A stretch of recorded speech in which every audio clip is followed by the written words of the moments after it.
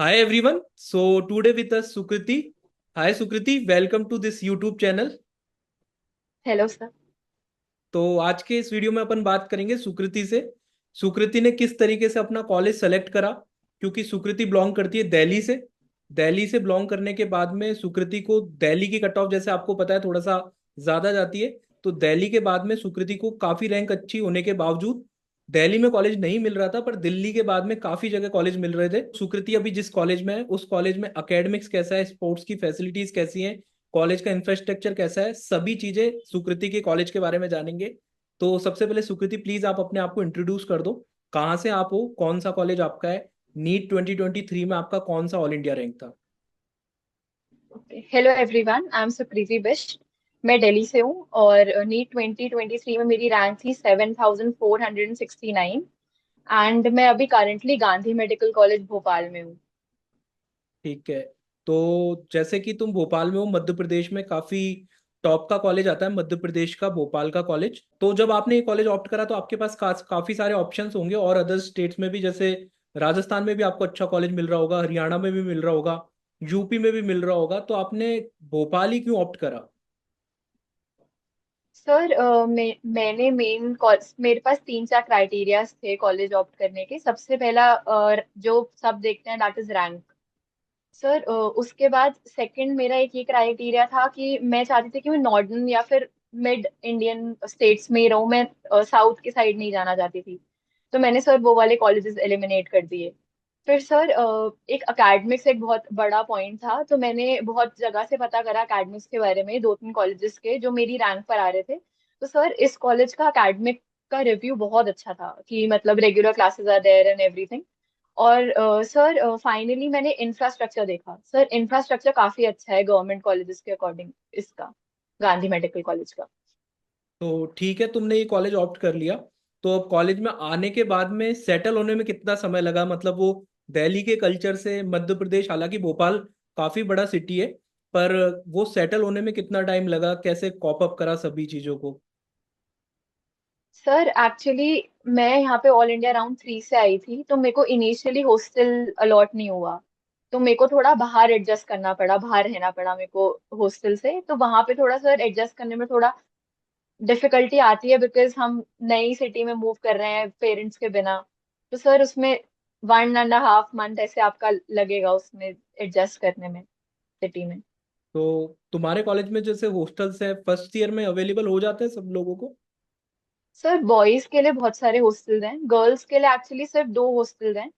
वो सर अभी रिसेंटली 2-3 साल पहले ये जो कॉलेज है ना उसका बच्चों का वो बढ़ा है। जैसे अर्लियर इट वाज 150, अब 250 हो चुके हैं सीट्स। नंबर ऑफ तो सीट्स बढ़। सर वो हॉस्टल उसके अकॉर्डिंग अभी नहीं है।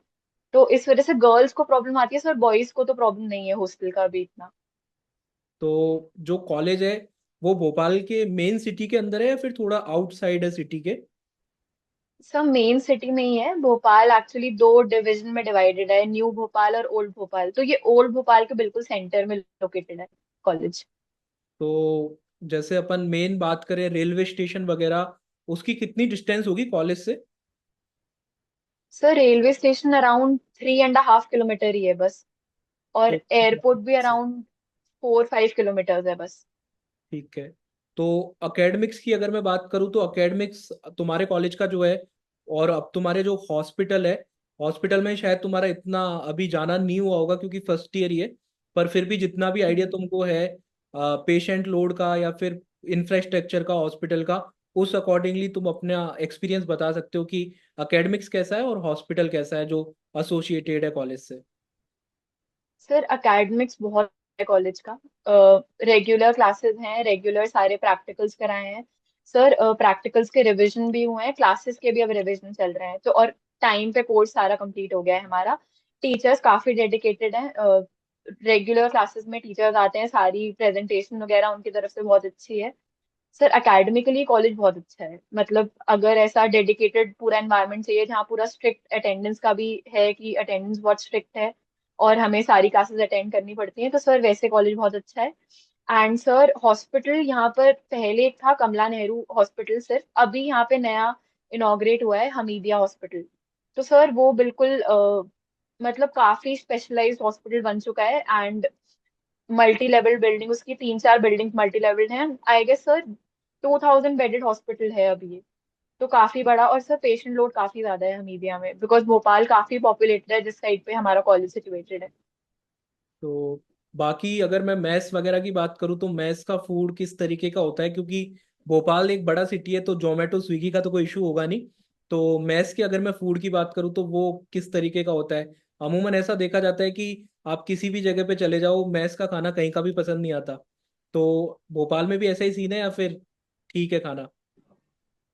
सर खाना ठीक है, बिकॉज थोड़ा नॉर्थ का ही टच आता है भोपाल में, तो नॉर्थ के बच्चों को तो प्रॉब्लम खाने में तो स्पेसिफिकली नहीं होएगी। सर मेस ऐसे है कि बॉयज के काफी हॉस्टल हैं, तो हर हॉस्टल का अपना अलग मेस है, तो आप कहीं से भी मेस लगा सकते हो जो आपको सूट करे। और सर नॉन वेजिटेरियन मेस भी है, पर गर्ल्स हॉस्टल में वेज मेस ही है सिर्फ। अगर आपको नॉन वेजिटेरियन लगाना है तो आपको बाहर से किसी मेस से टिफिन सर्विस लगाना पड़ेगा। और सर नॉर्थ ईस्टर्न मेस भी एक है, क्योंकि वहाँ पे नॉर्थ ईस्ट की जो बच्चे हैं उनके लिए नॉर्थ ईस्टर्न मेस है एक प्रॉपर।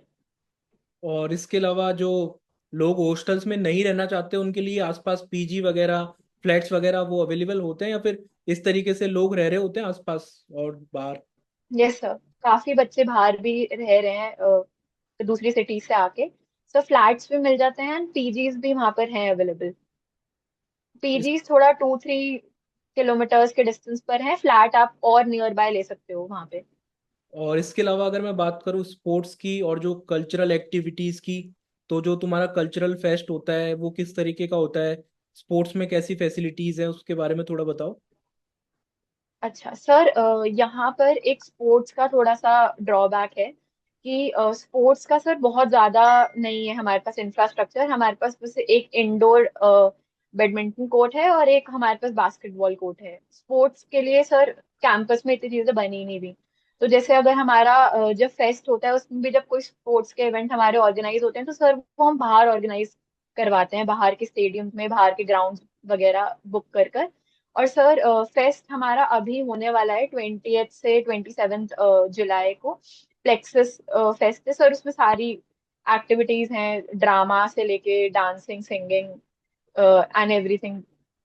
अगर मैं बात करूँ भोपाल एज ए सिटी तुमको कैसा लगा? दिल्ली से जब भोपाल शिफ्ट हुए तो भोपाल एज ए सिटी कैसा लगा?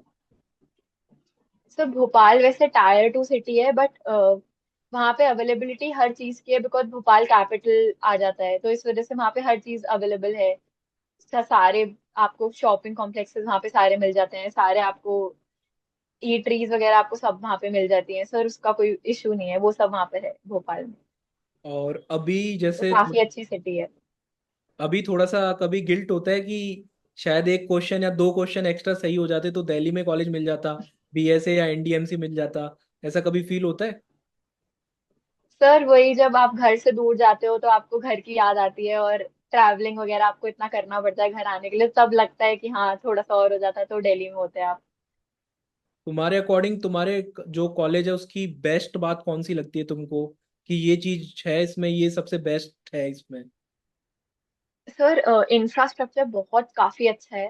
लैब्स वगैरह बिल्कुल नहीं, अभी सारा उन्होंने रेनोवेट कर दिए हैं लैब्स वगैरह, लैब्स में अवेलेबिलिटी अच्छी खासी है। और अकेडमिक्स सर काफी अच्छा है, अकेडमिक्स के लिए काफी अच्छा कॉलेज है। और कोई एक ऐसी चीज जो मिस करते हो, थोड़ा दिल्ली में कॉलेज नहीं मिला इस वजह से मिस करते हो, कोई एक ऐसी चीज अपार्ट फ्रॉम फैमिली, मैं पूछना चाहूंगा कि फैमिली के अलावा। सर दिल्ली का सर थोड़ा एक्सपोजर ज्यादा है, जैसे भोपाल एक थोड़ी स्लो सिटी है, Delhi is a very fast running city. तो वो डिफरेंस आ जाता है सर कि हमने हमेशा से ऐसी सिटी देखी है जो बहुत ज्यादा फास्ट चलती है, और भोपाल थोड़ा सेटल डाउन, थोड़ा पीसफुल सिटी है, ऐसा सिटी है। वो डिफरेंस है सर दोनों सिटीज में।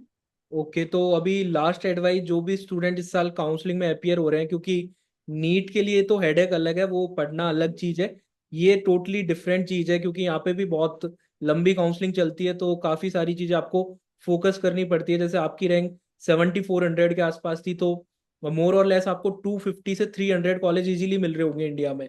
तो वो ऑप्ट करने के लिए यस कैसे अपन सेलेक्ट करें जिससे अपन सारे फैक्टर्स को ध्यान में रख के बेस्ट कॉलेज तक पहुंच जाएं अपने रैंक के अकॉर्डिंग? सर, सबसे पहले तो अपने रैंक के अकॉर्डिंग बच्चे वो सॉर्ट कर लेते हैं कि कौन से रैंक में कॉलेज मिल जाएगा। सर उसके बाद जिसका जैसे प्रेफरेंस अगर ये हो कि साउथ साइड नहीं जाना, बिकॉज साउथ साइड भी सर टॉप कॉलेजेस हैं, बट अगर किसी को वो प्रॉब्लम आएगा कि कल्चरल बैरियर आएगा या फिर हमारा लैंग्वेज बैरियर, फूड बैरियर आएगा, अगर सर वो हटाना है तो फिर आपको अपने साइड का ही चूज करना चाहिए। नॉर्थ वाले बच्चों को नॉर्थ का चूज करना चाहिए एंड साउथ वाले बच्चों को साउथ साइड का ही चूज करना चाहिए।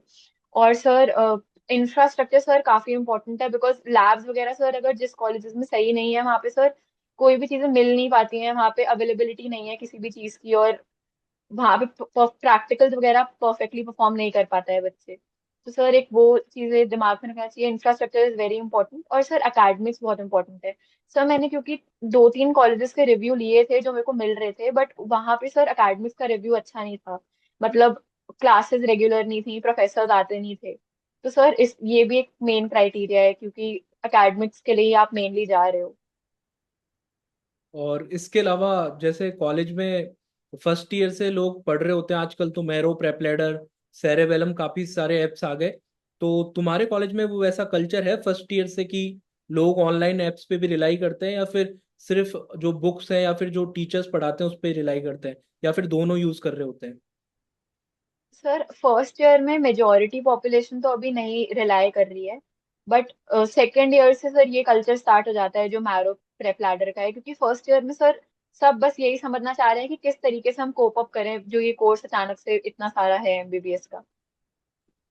इसके अलावा भोपाल में आसपास सारी फैसिलिटीज आपको मिल जाती हैं जो दिल्ली में नॉर्मली हो रही होती हैं। जैसे दिल्ली तो इंडिया की कैपिटल है, तो जो फैसिलिटीज होती हैं जिस तरीके से, अगर मैं बात करूं नॉर्मल, आपको एंटरटेनमेंट के लिए भी काफ़ी सारी चीज़ें चाहिए होती है। ऐसा नहीं कि सिर्फ 5.5 साल सिर्फ पढ़ रहे होते हो। तो जो बाकी की चीज़ें हैं, जैसे एंटरटेनमेंट के लिए आप देखो, सिनेमा हॉल हो या फिर आपके एक तरीके से बड़े मॉल्स हो, तो सारी चीज़ें कॉलेज के आसपास सराउंडिंग में अवेलेबल है। यस सर, वहाँ पे सर एक भोपाल का बड़ा मॉल है, डीबी सिटी मॉल। तो वो कॉलेज से अराउंड 5 किलोमीटर दूर है। सर भोपाल वैसे सर्कमफ्रेंस वाइज बहुत ज्यादा बड़ी सिटी नहीं है एरिया वाइज, तो पास पास सारी चीजें लोकेटेड है कॉलेज के ही। मेन जो कॉलेज है उसके ही आसपास आपको काफी चीजें मिल जाएंगी। तो सर मॉल वहाँ पर है, 3-4 मॉल्स हैं बड़े बड़े। एक वन ऑफ दी सबसे बड़ा जो मॉल है वो डीबी सिटी मॉल है।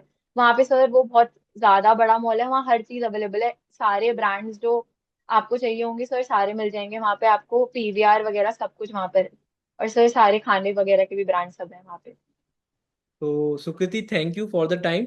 आई थिंक ये वीडियो देखने के बाद में काफ़ी सारे लोगों को आइडिया लगा होगा भोपाल के कॉलेज का।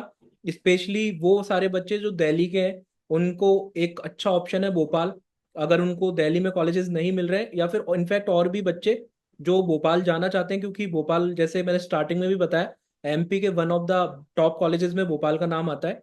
तो वो डेफिनेटली ऑप्ट कर सकते हैं, और काफ़ी सारे इनपुट्स उनको मिले होंगे आज के इस वीडियो से। तो thanks for the time Sukriti. Thank you sir.